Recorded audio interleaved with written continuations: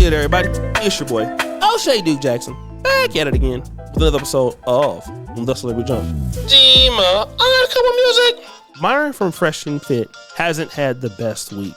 He's been exposed for trying to charge his fans $4,000 to go to a yacht trip. Also, the week before that, he was trying to charge his fans $35 per month to join his secret membership, all because, well, he's been demonetized and it's hard for them to get money on Rumble now. As things continue to go further, they're seeing that it's going to be hard for them to survive. And instead of trying to get their self together, they're actually getting worse. You know, that one saying that goes like the rich get richer and the poor gets poorer. Well, the dumber gets dumber.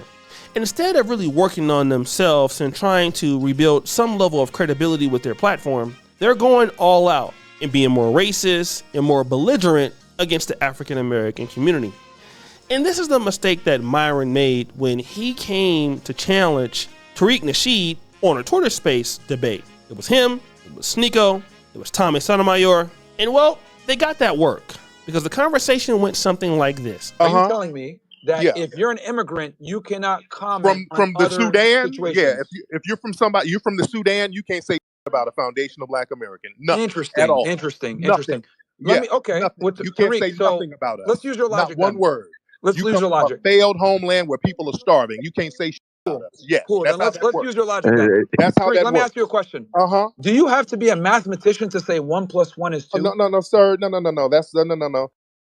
That's a non sequitur. It has nothing to do with anything.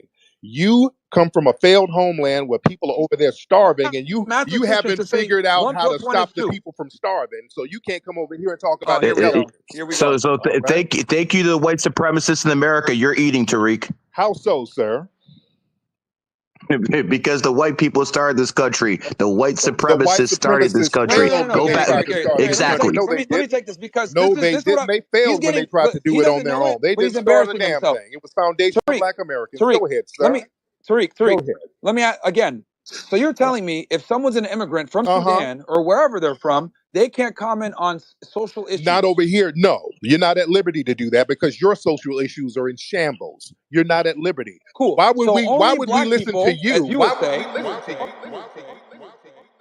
Tariq Nasheed thoroughly embarrassed Myron. It looked very, very bad. And for many of us, it was quite funny. Even the guy that was on his side, which was Sotomayor, admitted that, hey, you guys lost. But more to that in a minute. Myron didn't feel too happy about that because his ego was definitely bruised. So he made this post on Twitter. And it says this. The people in Andrew want this, so I'll kick it off. I challenge Tariq Nasheed and a partner of his choosing to debate me and Andrew Wilson on the topic of white supremacy in America and the oppression of blacks allegedly. Time to put this topic to bed once and for all. This isn't the first time that Myron has tried to challenge Tariq Nasheed to a debate. He did it here. And honestly, if it's me and Nick, I'll take on Tariq and Umar.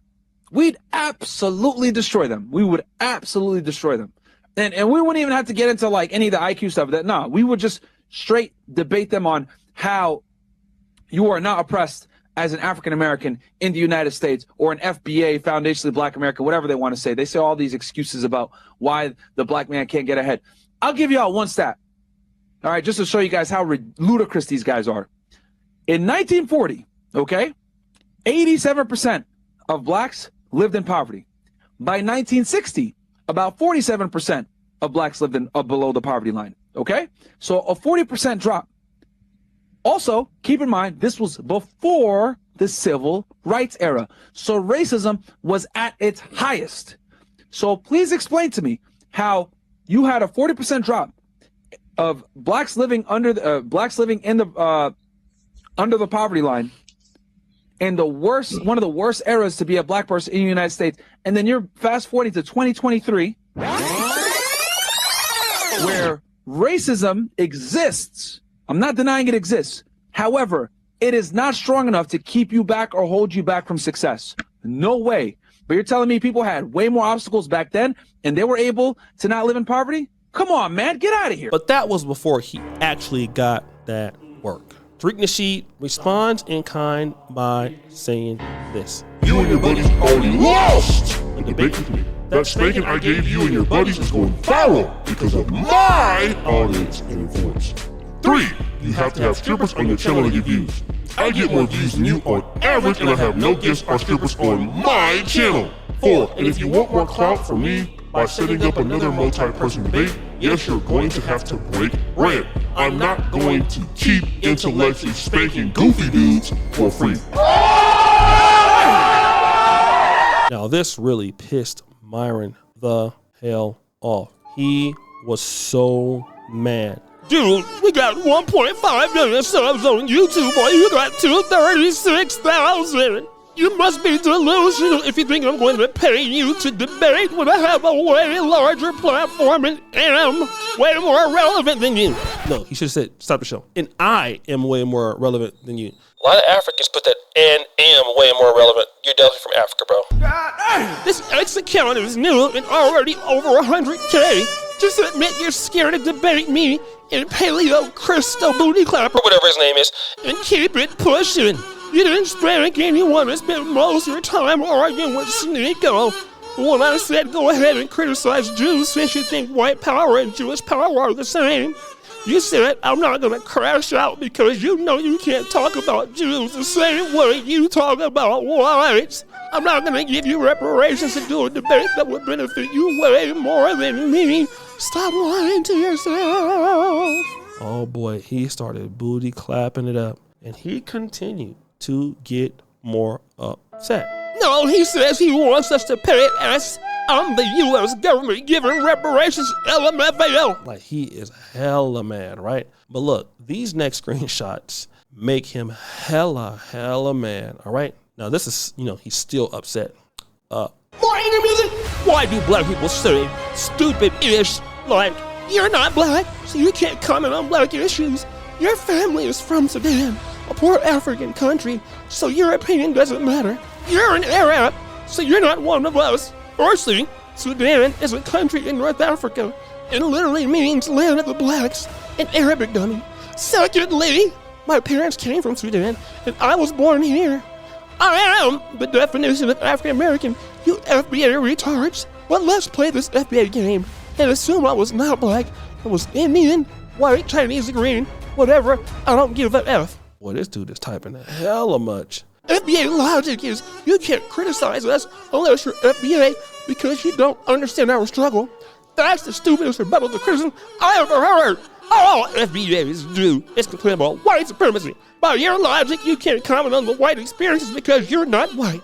By your logic, you can't comment on anything except black issues. See how flawed your logic is? That's like saying you have to be a mathematician to say 1 + 1 = 2.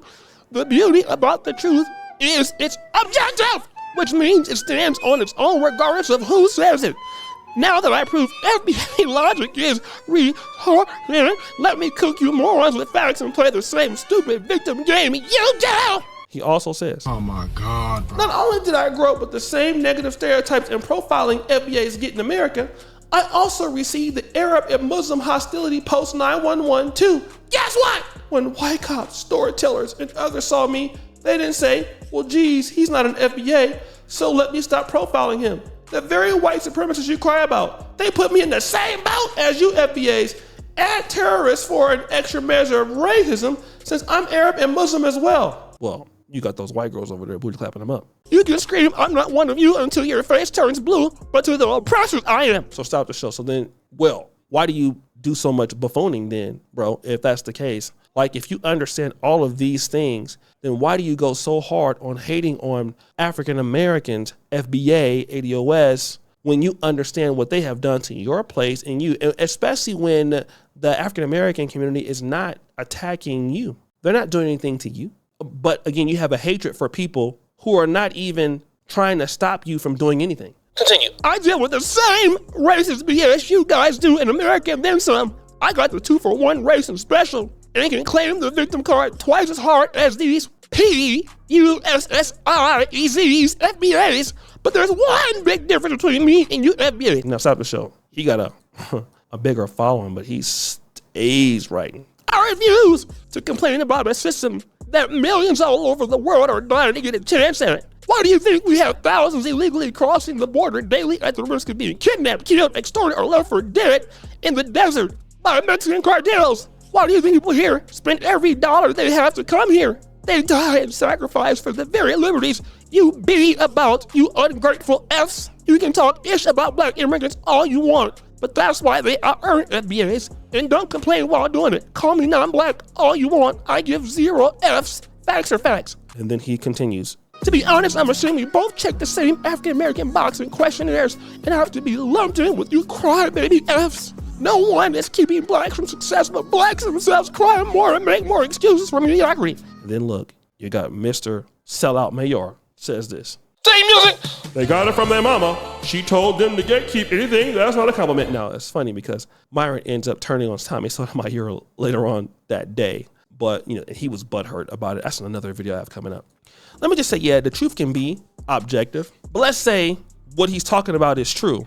And you also have to understand that when you castigate people and call them names and insult them and call them words and, you know, pretend to call people monkeys and apes, yeah, that's not going to be received very well. For an example, I'm living right now in Uganda. Now, I do very well for myself living here. I have some advantages basically because of my education and the ability that I work hard. I would never in my life think about down talking them and their experience, you know, telling them, well, why can't you do something? Why can't you make it? What's wrong with you? You know, I'm here, right? I'm here. I need to be mindful of where I'm at. I would never do that to any black person knowing what we have been through. So you acknowledge that we've been through these things, but you're not trying to do anything out of a place of love. You're trying to do things out of a place of hatred, similar to Candace Owens, and you wonder why you get vitriol. Plus, how has it helped you now? You can never go back to your old job. No one will touch you. You've been demonetized. You've created a hole for yourself. And guess what? You're not even liked in Sudan either. So I get what you're saying. Yeah, the truth can be objective and every particular group of people has a hole in it or they have problems, but you're doing it to actually crap on that community. You're actually doing it to diss that community. You're actually doing that to hate that community. You, Sneeko, Andrew Tate, all of you guys are doing it to be hateful against a group of people that's already suffered. You know, I see what's going on in Sudan.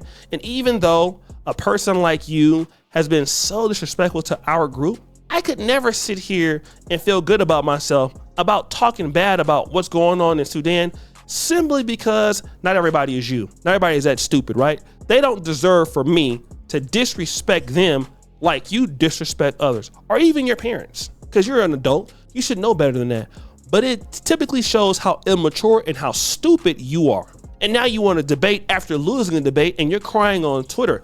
First of all, let me just say one thing. You guys cannot raise the money on Twitter and move the crowd like Tariq can. That's for sure. You guys are begging people to come on a yacht cruise. Tariq Nasheed raised $2 million for the FBA Museum. And now I understand why people go after Tariq Nasheed so much. See, Tariq doesn't need 1 million followers like you guys got. He don't need to do that. When Tariq raised that money for the Hidden History Museum, it solidified that Tariq Nasheed was the most, and I would say, popular and the person that can catalyze any group in the African-American community on social media by far. He proved it. That's why everybody keeps coming after the guy, because he don't need to have those numbers as a YouTuber. Some of us do, all right?